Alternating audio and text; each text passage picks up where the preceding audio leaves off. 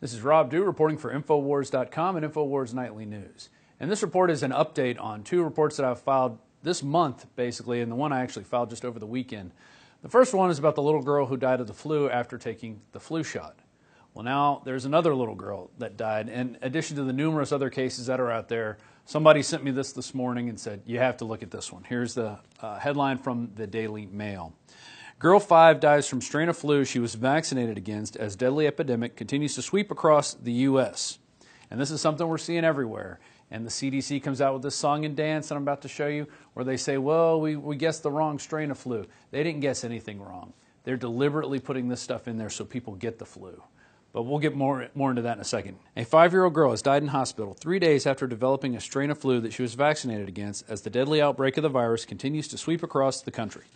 And once again, this article is filled with pictures of this beautiful little girl. She loved Frozen. She loved playing with her friends. She liked the color purple. They always put this stuff in there, and it really just tears at my heart reading these stories of parents who are trying to protect their kids from flu, and they think they're doing the right thing by getting the vaccine.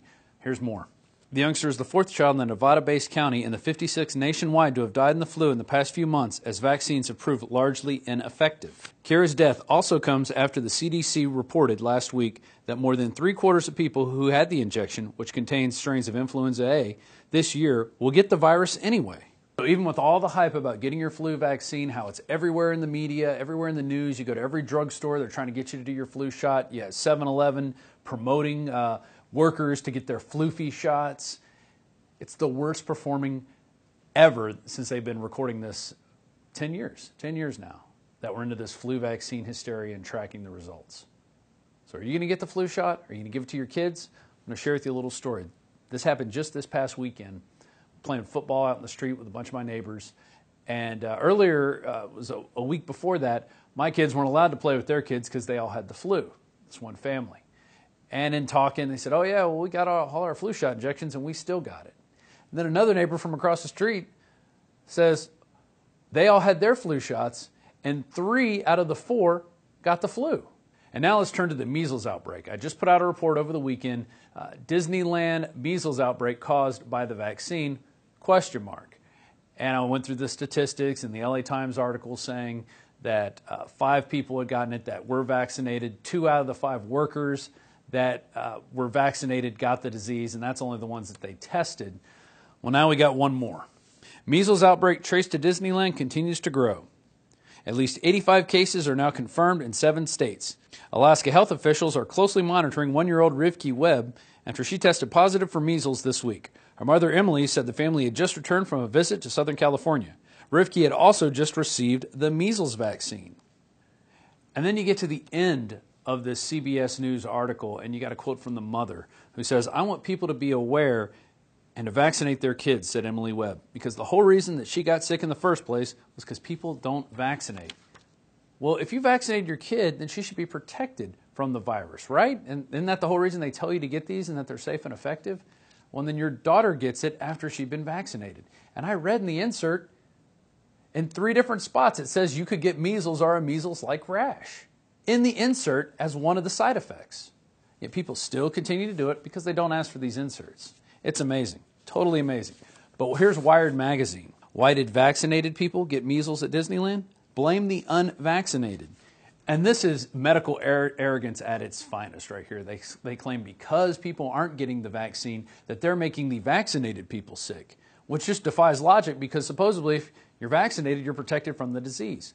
But that's not the case, and we find that time and time again. And it's hard to find these, and that's why we really make a big deal out of it when we do see it, when we see people admitted that, hey, they were vaccinated, but they still got the disease. We need to make note of this because they tell you time and time again that you should inject these foreign substances into your bodies and it's going to protect you. We have to keep these people honest because the CDC, that's their job, is to get more people vaccinated. That's the program because most of these CDC heads are former big pharma employees. And this is the whole thing. When I interviewed Dr. Sherry Tenpenny years ago, went up to her office, and she said, you know, Rob, this is what I think it is. I think that the reason they push these vaccines, especially on these young kids, is so they become lifelong customers because they're going to see these other problems crop up. They may not have a serious adverse reaction, but they'll get something like allergies, or they'll get earaches, or they'll get tonsillitis, something that keeps them coming back for more medical care. Over 100 years ago, eugenicist social planners said that they'd use mind-altering drugs to control the population. By 2007, more than 20% of the U.S. population were on some type of prescription antidepressant. But in the case of foster children, a sector where the state has total control, at least 2/3 are forced to take a cocktail made up of, on average, 7 psychotropic drugs. Chairman of the Texas Society of Psychiatric Physicians, Joe Burkett, testified before the State House Select Committee hearing on psychotropic drugs in foster care and shocked the public when he said that 2/3 of foster children in Texas had been placed on psychiatric drugs because they were very, very sick from a bad gene pool. A lot of these kids come from bad gene pools. They don't have stable parents making good decisions. Besides the gene pools, they've then been traumatized by abuse, neglect, and problems, and then they've been traumatized by separation, and all those things predispose to mental illness. One thing that I really like and I'm amazed by when I put out these vaccine reports is the number of people that get on the message board and actually add other clues and links to things that other people can read. Because I don't have time to put it all in one report. There's just not enough time in the day. So I really do appreciate when people put their links down there, and let's have a debate. I'm all for an open, honest debate. You know, a lot of people sent this Penn and Teller thing where they had them throwing bowling balls at little targets made up of children, and the ones that were vaccinated were protected from the bowling balls, and the other ones weren't, so they were getting mowed down. And a lot of the statistics that they're reporting, yeah, all these diseases were coming down, but they were coming down before the vaccines were ever introduced. They never show the beginning of these graphs, like when you see polio coming down to here and then the vaccine's introduced and it drops down to here. It was already on its way out. That's because of modern hygiene techniques, modern plumbing, people not sleeping in their clothes over and over again days on end. It's a whole lot of things that caused these diseases to go down. So let's end here with this one article from Vac Truth that I encourage you to go and look at the other source articles that they put in here because it's amazing. Studies prove without a doubt that unvaccinated children are far healthier than their vaccinated peers. A 1992 Immunization Awareness Study, IAS, conducted a survey to examine the health of New Zealand's children. Unsurprisingly, the results of their study indicate that unvaccinated children were far healthier than vaccinated children. So they interviewed about 245 families, nearly 500 children participated in this survey. Here's what they found. 92% of the children requiring tonsillectomy operation had received the measles vaccination, indicating that vaccination for measles may have made some of the children susceptible to tonsillitis. But then it goes into another study that was even more in-depth back in 2011 in Germany. In September 2011, German researchers carried out a long-range study, surveyed a total of 8,000 unvaccinated children from the ages of 0 to 19. So the kids that were vaccinated, 4.7 suffered from asthma percent, 10.7 suffered from hay fever, 13.2 suffered from neurodermatitis. With the unvaccinated children, you had asthma at 2.5%, hay fever at 3%, and neurodermatitis at 7%. Nearly half compared to the vaccinated children. And these aren't big health conditions, but these are things that determine quality of life. I wonder if the CDC has conducted or facilitated a study comparing vaccinated children with unvaccinated children yet. Have you done that? We have not studied vaccinated versus unvaccinated. Oh, that was, okay. Never mind. Just okay. Stop there. That was the meaning of my question. You wasted 2 minutes of my time. Now look at this. Other conditions found to be almost non-existent in unvaccinated children. With dyslexia, it was 0.21%. Speech delay or articulation problems, 0.38%. Sensory processing disorder, 0.28%. Anxiety, 0.25%. Depression, 0.12%. Bedwetting, 0.12%. Celiac disease, 0.12%. Gluten sensitivity, 0.41%. And GERD, 0.06%.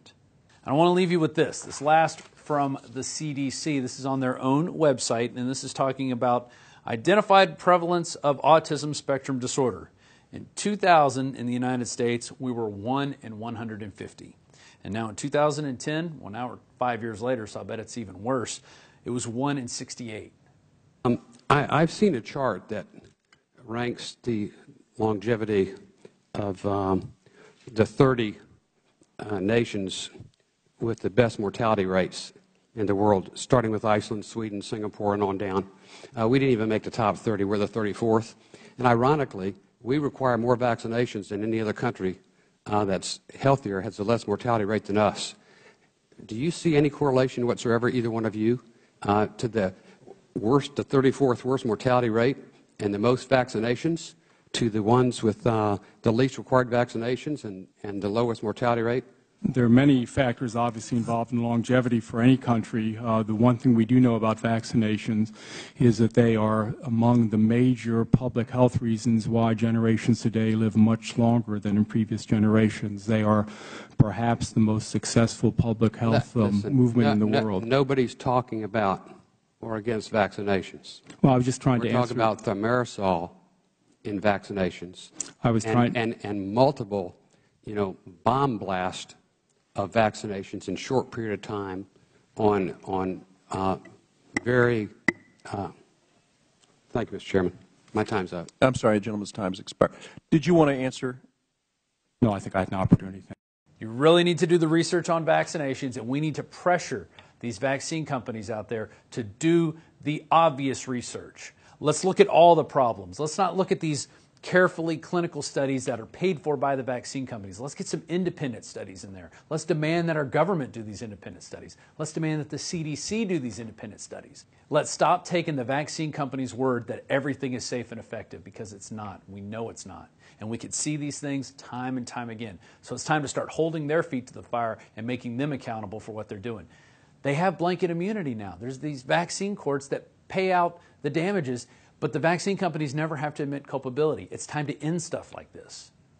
If you like reports like these, please consider becoming a member of PrisonPlanet.tv. We're still running our biggest special ever. For $29.95, you can become a member of PrisonPlanet.tv for a whole year and share your username and password with up to 20 people.